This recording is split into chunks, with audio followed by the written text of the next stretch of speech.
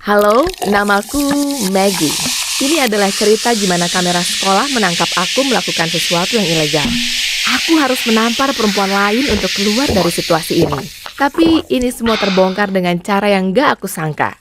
Aku gak tahu cara lebih halus untuk bilang ini, tapi aku tumbuh sebagai anak cupu. Di SMA, gak ada yang baik padaku. Aku benar-benar pengen punya teman. Suatu hari, aku login sosmed dan melihat Katie, salah satu anak populer, posting foto tas. Captionnya, aku akan sayang siapapun yang membelikan aku ini. Aku tahu ini terdengar menyedihkan, tapi aku berhasil menemukan tas itu. Aku terlihat sangat polos, jadi aku yakin bisa lolos. Aku masukkan tas itu ke dalam bajuku dan aku lari keluar toko. Aku merasa penuh adrenalin. Besoknya, aku kasih Katie tas itu di sekolah di depan semua orang. Dia sangat kaget. Gak lama, semua anak populer ingin berteman denganku. Mereka minta aku ambilkan barang untuk mereka. Mereka ingin tas, jam tangan, perhiasan, apapun barang mahal yang bisa aku ambil. Itulah saatnya aku bikin rencana. Aku tahu harusnya aku nggak beli perhatian orang dengan barang. Memang enggak kok. Aku hanya nunjukin kalau aku keren, iya kan? Aku mulai ke mall setiap malam.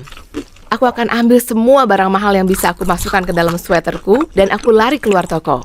Lalu aku mulai dihadapkan pada masalah. Ada tag pengaman di semua barang. Aku menyelinap di antara display dan memasukkan barang dalam tasku. Tapi gimana caranya aku mengeluarkan barang ini kalau masih ada tag pengaman? Aku mengambil baju dan pura-pura mencobanya di ruang ganti. Aku berusaha mencabut tag pengaman itu, tapi butuh waktu yang lama banget. Akhirnya, aku merasa itu mulai longgar. Tepat di saat penjaga toko mengetuk pintu, menanya apa aku baik-baik saja. Aku bilang aku baik-baik saja, dan saat itulah semuanya berantakan.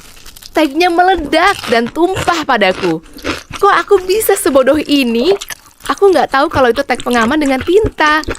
Aku basah kuyup dengan tinta biru terang dari ujung kepala hingga kaki. Mulai dari kulitku, bajuku, semuanya. Aku melepas jaketku dan berusaha menutupi diriku sebisanya. Gimana caranya aku keluar dari sini? Aku tinggalkan semua barang mahal itu di bawah kursi ruang ganti dan aku lari. Dalam 3 detik, aku sudah keluar dari toko dan dari mall. Aku melihat dari mobil para satpam yang mulai datang ke toko itu. Aku benar-benar deg-degan. Kalian pasti mikir ini harusnya bikin aku berhenti. Tapi aku malah datang ke toko tanpa tag pengaman di sisi lain mall. Di salah satu toko biasaku, kasirnya sedang menangis. Aku baru sadar dia sedang dipecat. Terlalu banyak barang hilang di shift kamu, kata manajernya. Aku merasa jantungku berhenti. Dia dipecat. Karena aku tahu aku nggak boleh melakukan ini lagi. Aku buru-buru ke sekolah untuk ambil semua barang curianku di loker. Nggak mungkin aku akan jujur, tapi aku pikir aku bisa sembunyikan barang-barang itu di toko. Manajer itu akan berpikir kalau itu hanya salah paham. Aku mulai ambil barang-barang dari lokerku dan orang-orang malah mengelilingiku. Semua anak yang aku harapkan bisa jadi temanku berdiri di sampingku. Bertanya apa yang kupunya untuk mereka. Kamu jadi ambil game konsol untukku? Jam tangan yang aku pingin? Kepalaku berputar. Aku mulai panik. Aku nggak bisa bilang kalau ini bukan untuk mereka. Aku bisa jadi anak cupu lagi. Jadi, aku mulai membagikan semuanya. Aku merasa seperti Oprah memberi giveaway. Akhirnya, lokerku kosong. Dan semua orang pergi. Semua, kecuali kakakku.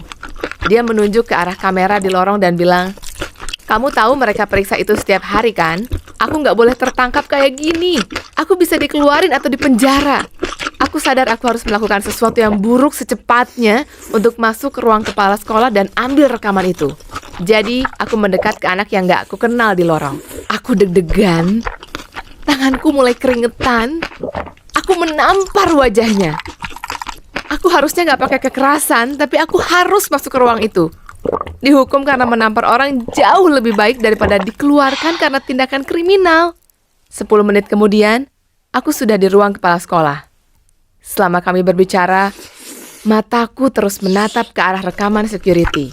Saat dia berdiri dan pergi dari ruangan untuk ambil surat hukuman, aku mulai bergerak.